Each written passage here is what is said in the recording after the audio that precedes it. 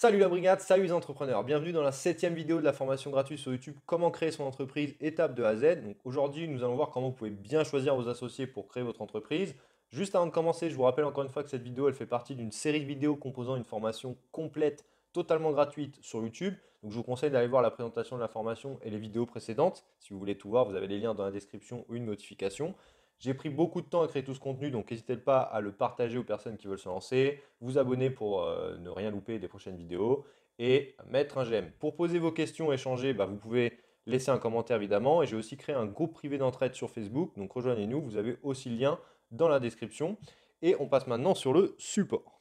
Aujourd'hui, on va voir pourquoi s'associer, comment bien choisir son ou ses associés, les avantages et les risques de l'association, les questions que vous devez vous poser aussi avant de vous associer. On va parler du pacte d'associés évidemment et les erreurs à éviter absolument. Pourquoi s'associer? Il y a principalement quatre raisons. Ça peut être un besoin de compétences complémentaires aux vôtres, forcément, parce que vous avez des compétences, mais vous avez peut-être besoin de d'autres compétences qu'une autre personne peut avoir. Un besoin de fonds, donc la personne elle peut aussi soit investir ou apporter l'argent manquant dans la société parce que celle-ci elle requiert un minimum de capital pour se développer. Ça peut être un besoin de réseau nécessaire, donc par exemple vous avez besoin d'une autre personne parce qu'elle a un réseau qui vous permettrait de développer l'entreprise, ou ça peut être aussi pour travailler en équipe parce qu'on sait très bien que c'est toujours plus difficile d'avancer seul qu'en équipe, entre guillemets, parce que ça dépend des situations. Point important, et ça c'est très très important, vous devez toujours avoir, alors vous ou vos associés, les compétences nécessaires au développement de votre produit ou de votre service. Alors un exemple très concret, si vous voulez faire une application mobile, vous devez, soit vous, soit votre associé, savoir développer vous-même et non pas passer par une agence. En fait, vu que l'application mobile, c'est quand même une fonctionnalité qui est principale dans le développement de votre société. Si vous n'avez pas ces compétences-là en interne, voilà, je dis ça pourquoi? Parce qu'il y en a beaucoup qui veulent créer une application mobile, mais qui ne savent même pas développer ou qui n'ont même pas d'associé qui sait développer. Et concrètement, ça va être très difficile parce que va falloir faire évoluer sans cesse l'application et passer par une agence web, par exemple, ça va vous coûter vite très très cher et ils ne seront pas aussi réactifs parce que vous n'êtes pas leur seul client. Voilà, donc il faut vraiment avoir les compétences nécessaires en interne pour qui sont principales à votre produit ou à votre service. Comment bien choisir son ou ses associés? Une chose très importante, n'oubliez jamais qu'une association, c'est comme un mariage. Donc, ce n'est pas une décision à prendre à la légère, parce qu'une mauvaise association, c'est comme un mauvais recrutement de salariés. Ça peut vraiment perturber le développement d'une société. Donc, vous devez être avec des personnes sur lesquelles vous pouvez vraiment compter et à qui vous pouvez faire confiance. Il vaut mieux être seul que mal accompagné. Donc, il ne faut pas forcément chercher à tout prix à s'associer. Pour s'associer, il faut bien connaître son associé. Donc, ça veut dire ses compétences, sa façon de travailler, quelles sont ses priorités dans la vie, quels sont ses objectifs et quelles ambitions il a avec l'entreprise. Ça peut paraître bête de se poser ces questions-là, mais c'est primordial parce que ça va vous permettre de comprendre si oui ou non il a les mêmes priorités que vous, il a les mêmes ambitions que vous, et de savoir si en tant qu'associé, ça pourrait être un bon associé. Donc il faut se poser ces questions-là, et après définir un pacte d'associés qui va cadrer l'association, donc on en reparlera en détail par la suite. Et avant tout cela, vous pouvez aussi vous poser des questions sur vous pour, on va dire, bien vous connaître. Donc certaines personnes, par exemple, travaillent mieux seules qu'avec d'autres. En tout cas, quand on parle d'association et de prise de décision pour une société. Ça ne veut pas dire que vous ne pouvez pas travailler avec d'autres personnes. Ça veut juste dire que peut-être que pour diriger une entreprise, vous seriez mieux seul qu'avec une autre personne. Donc il faut vous poser les questions suivantes. Est-ce que vous êtes plutôt un solitaire? Est-ce que vous arrivez à travailler seul ou en équipe? Est-ce que vous avez besoin d'un cadre pour travailler? Quels sont vos talents et vos compétences? Qu'est-ce que vous allez apporter à votre future entreprise? Et par conséquent, de quelles compétences vous auriez besoin pour développer votre entreprise? Et êtes-vous forcément obligé de vous associer pour avoir ces compétences? Parce que vous pourriez très bien faire des partenariats ou embaucher un salarié qui aurait ces compétences-là, donc pas forcément une association. Le plus gros problème, c'est que les associés, en fait, ils ne soient pas sur la même longueur d'onde. C'est-à-dire qu'ils n'aient pas les mêmes objectifs en développant la société. Donc, deux exemples. Le premier, ça va être par exemple un cofondateur qui a besoin de ce business pour vivre, ok? Donc il a besoin de développer le business pour pouvoir se payer un salaire au bout d'un moment, contrairement à un cofondateur par exemple qui fait ce business à côté d'un travail principal en CDI. Vous voyez, le problème là, c'est qu'il y en a un qui a besoin de ça pour vivre et l'autre, il a un travail à côté. Donc au pire, si ça ne fonctionne pas, enfin, c'est pas un enjeu vital. Et donc il y a beaucoup de cofondateurs au départ qui commencent à travailler comme ça, sauf que ça marche très rarement parce que y en a un qui a une sécurité et l'autre pas du tout, et forcément ils vont pas travailler de la même manière, ils vont pas donner de la même manière. Deuxième exemple, un cofondateur qui va bosser par exemple 80 heures par semaine, parce qu'il a de grandes ambitions avec le projet, vs un cofondateur qui fait juste 35 heures, parce que clairement, il a plus une mentalité de salarié que de chef d'entreprise, et que pour lui, en fait, le plus important, c'est de rentrer chez lui tôt. Voilà, donc après, si les deux sont d'accord et ils savent qu'ils fonctionnent comme ça peut fonctionner. Après, voilà, ça va se jouer sur la répartition des parts, etc. Mais en tout cas, il faut savoir comment l'autre va travailler parce que au bout d'un moment, si au départ on pense, enfin celui qui travaille comme un dingue pense que l'autre va faire comme lui et en fait il se rend compte qu'il travaille deux fois moins que lui pour avoir le même nombre de parts par exemple, bah forcément ça va créer des tensions et ça va poser problème sur le long terme. L'association avec le conjoint, alors c'est pas toujours simple dans ce cas-là de bien différencier la vie personnelle et la vie professionnelle. Alors il y a peu de couples qui arrivent à travailler comme cela, après il y en a qui arrivent quand même, hein. Ça requiert une très grande communication à mon sens et savoir faire la part des choses entre vie personnelle et vie professionnelle. Surtout que voilà, c'est pas toujours très simple de dire des choses à son conjoint dans le milieu professionnel qui ne pourrait pas agir sur la vie personnelle. Après, le point positif, c'est que vous connaissez très bien la personne, et elle vous connaît bien évidemment, et vous avez les mêmes intérêts. L'association avec un ami, bah, c'est un peu comme avec le conjoint, on n'ose pas forcément dire les choses par peur de briser l'amitié. Voilà, c'est des amis, ils sont peut-être super pour s'amuser et enfin, en tant qu'amis, mais peut-être que dans le travail, ils ne sont pas du tout dans la même énergie que vous et ça posera problème sur le long terme. Donc il faut bien vous poser une question. Un bon ami n'est pas forcément un bon associé pour développer une entreprise. L'association avec un collègue, vous savez comment travailler ensemble, vous connaissez ses compétences, vous savez un minimum quels sont ses objectifs dans la vie, donc pour la société. Donc ça peut bien fonctionner, hein, parce que vous vous connaissez quand même bien si vous avez travaillé pas mal ensemble. Après, si vous aviez une notion de hiérarchie avant, ça peut peut-être poser problème parce qu'il va falloir apprendre maintenant à travailler au même niveau, entre guillemets, avec les mêmes responsabilités. L'association avec un inconnu, alors sur le papier, ça peut être super parce qu'il vous complète parfaitement. Il y a beaucoup de sites d'ailleurs qui proposaient ça et je pense qu'il y en a encore qui proposent de trouver un associé. Après, ça ne fonctionne pas si bien. Pourquoi? Parce que en fait, cette personne-là, vous ne la connaissez pas du tout. Donc avant de vous associer, bah, ça va être très important d'apprendre à vous connaître. Donc vous posez les questions qu'on va voir juste après et de faire un pacte d'associés très précis. Donc c'est pas si simple que ça comme association, parce que même si sur le papier c'est génial, vous avez des compétences complémentaires, bah, en fait l'association c'est pas que la complémentarité de compétences, c'est aussi de l'humain. Et bah, vu que vous ne connaissez pas la personne, bah, forcément, enfin, dans 75% des cas, à mon sens, ça ne fonctionne pas. Parce que bout d'un moment, vous vous rendez compte qu'en fait, vous n'arrivez pas à travailler ensemble ou vous ne travaillez pas du tout de la même manière.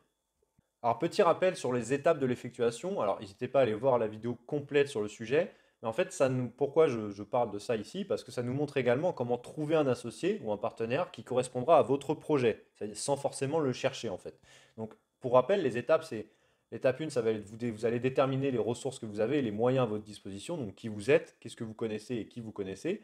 À partir de ces ressources, vous allez déterminer des objectifs, donc qu'est-ce que vous pouvez faire. Et ces objectifs, ils vont vous permettre d'interagir avec des personnes, donc on appellera les parties prenantes potentielles, que vous connaissez. Et en fait, à l'étape 3, certaines personnes avec lesquelles vous allez échanger, eh ben, ça va devenir des parties prenantes, ok, pas que des parties prenantes potentielles. Et donc ces personnes-là vont vous amener de nouvelles ressources. Ça va être un local, du temps, de l'argent, ça peut être un premier client aussi. Et donc ce que je veux dire, c'est qu'à cette étape-là, vous allez peut-être rencontrer un potentiel associé, voilà, ou un partenaire qui va vous permettre bah, de développer l'entreprise. Voilà, on ne va pas détailler les étapes d'après, mais c'est pour ça qu'on parle de l'effectuation. Allez vraiment voir la vidéo complète sur le sujet. Mais cette méthode-là, elle peut aussi vous amener à trouver en fait un associé ou un partenaire sans forcément le chercher. Les avantages de l'association, bah, ça va vous permettre d'aller plus vite parce que chaque associé apporte des compétences complémentaires. Ça va vous permettre de vous concentrer sur vos points forts, de vous sentir moins seul dans la grande aventure entrepreneuriale et face aux différents obstacles que vous allez rencontrer. Vous allez rester plus motivé parce que bah, si vous allez forcément avoir des coups un peu de démotivation et les autres bah, peuvent vous permettre de vous rebooster. Ça va vous permettre d'avoir plus d'idées parce que vous allez échanger et vous allez avoir des points de vue différents, parce que chacun va avoir des idées différentes et des points de vue différents. Ça va vous permettre d'avoir plus de moyens et de réseaux pour développer l'entreprise. Forcément, s'il y a plusieurs personnes, bah, il y a plus de réseaux. Vous partagez les frais et aussi, évidemment, partager une vision, une envie de réussir et un rêve commun. Les risques de l'association, bah, faut savoir qu'une mauvaise association, c'est la cause de 50% des échecs des entreprises. Vous voyez que c'est pas si simple de s'associer.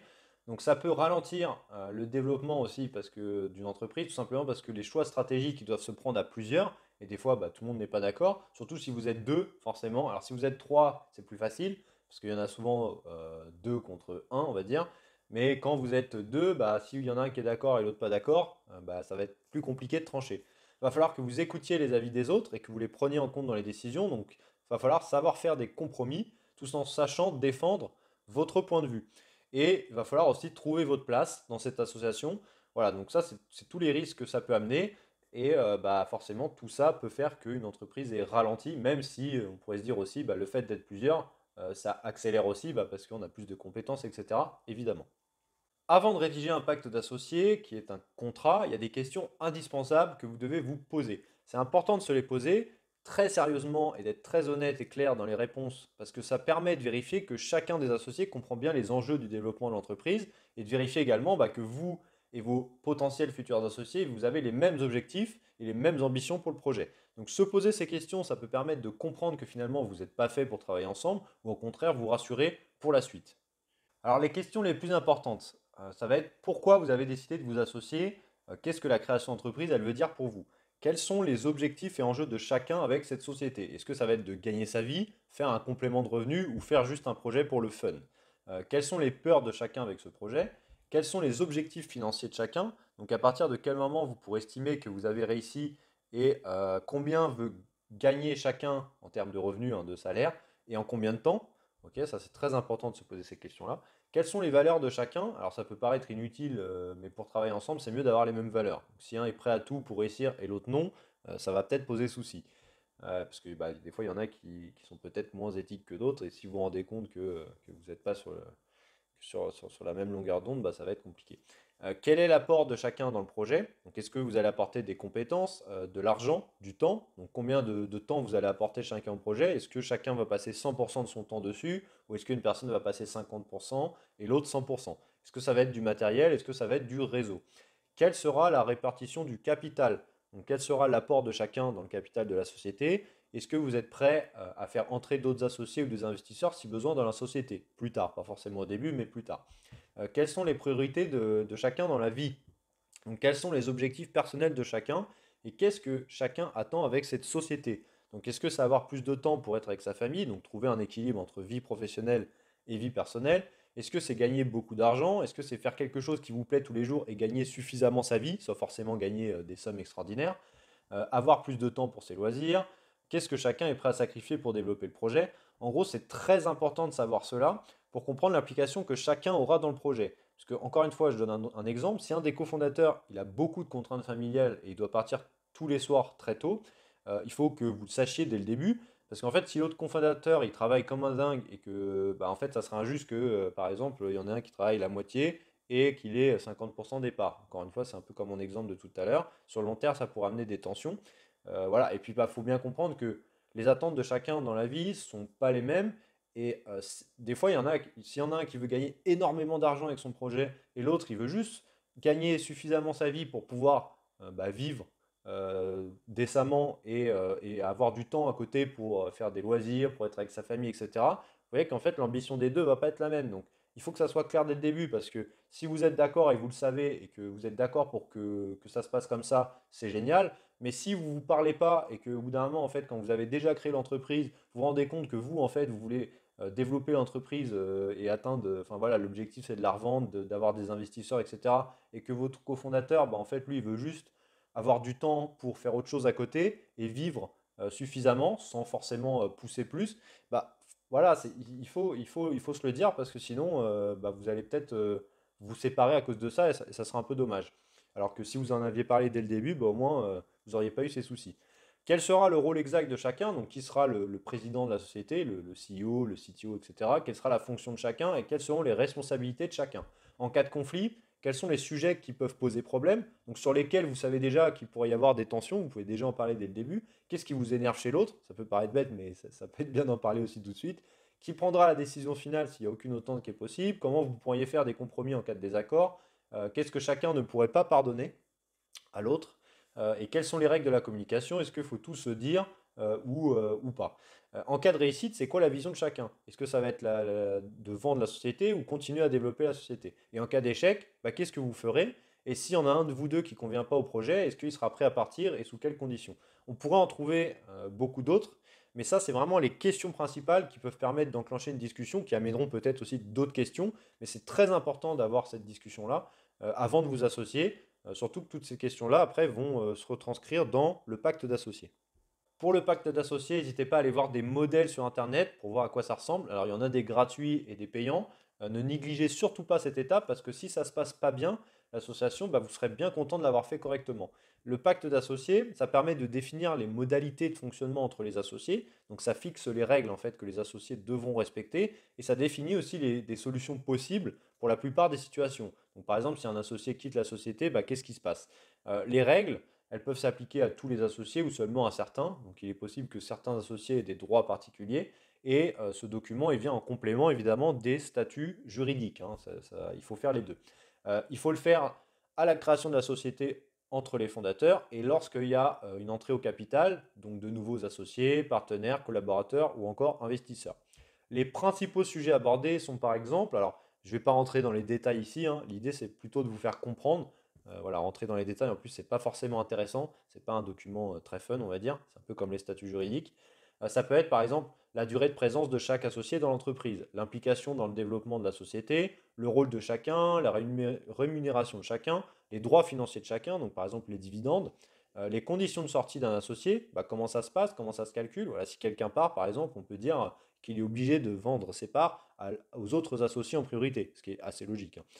Qu'est-ce qui se passe en cas de décès ou d'incapacité d'un associé et comment se passent les prises de décision importantes. Voilà, donc il y a tous ces sujets-là, plein d'autres évidemment, mais tout ça, c'est bien noté dans le pacte d'associés et ça permet de cadrer vraiment bah, le fonctionnement de la société et comment bah, les associés vont travailler ensemble.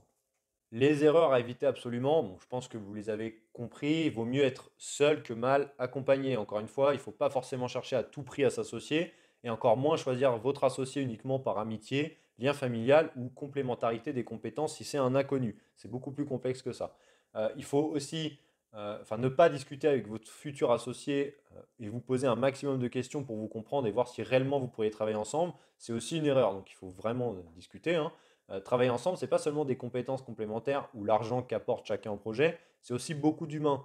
Et ne pas être honnête avec son cofondateur ou ses cofondateurs dès le début sur ce qui vous dérange ou si ce qui vous convient pas et comment vous voulez que ça fonctionne, bah, ça pourra poser problème sur le long terme. Donc il faut se dire les choses franchement et simplement. Après, évidemment, l'erreur qu'il faut surtout pas faire, c'est ne pas faire de pacte d'associés. Ça peut pas paraître un peu futile, je peux comprendre, mais ça permet vraiment d'aborder tous les sujets, surtout ceux qui peuvent fâcher. Parce qu'au départ, c'est toujours génial un projet, hein, on est motivé, on veut tous travailler ensemble, mais quand on commence à gagner de l'argent ou que ça se développe, etc., il va forcément y avoir des sujets un peu plus sensibles. Et bah, si vous avez déjà discuté de ça dès le début, avant de créer l'entreprise, bah, au moins c'est clair, vous savez où vous allez, et bah, ça évitera peut-être de fermer l'entreprise bêtement. Ça serait dommage de la fermer à cause de conflits en fait entre associés. Donc ça, voilà, ça permet aussi de définir clairement le processus de décision, donc qui représente la société, qui décide. Voilà, parce que comme je vous l'ai dit, quand tout va bien, c'est super, mais quand tout va mal, bah, heureusement qu'il y a un pacte d'associés pour maintenir la société, pour qu'elle puisse continuer de fonctionner, parce que ça serait dommage de fermer à cause de conflits entre associés. Vous l'aurez compris, trouver un bon associé, c'est pas si simple que ça. Parfois ça l'est parce que c'est une évidence, mais parfois on s'associe pour les mauvaises raisons. Donc c'est primordial de discuter et mettre carte sur table, comme on dit, pour ensuite faire un pacte d'associés solide qui permet de protéger la société et chacun des associés aussi. Dans la prochaine vidéo, on verra comment avoir et bien choisir une idée pour entreprendre, un sujet très important et très demandé par beaucoup de personnes. Si vous avez des questions, encore une fois, et si vous voulez échanger avec moi, n'hésitez pas à laisser un commentaire et à vous abonner aussi pour être alerté des prochaines sorties vidéo de cette formation gratuite. Rejoignez-moi également sur le groupe privé d'entraide sur Facebook pour échanger. Vous avez le lien dans la description. Et je vous dis à très vite pour la prochaine vidéo.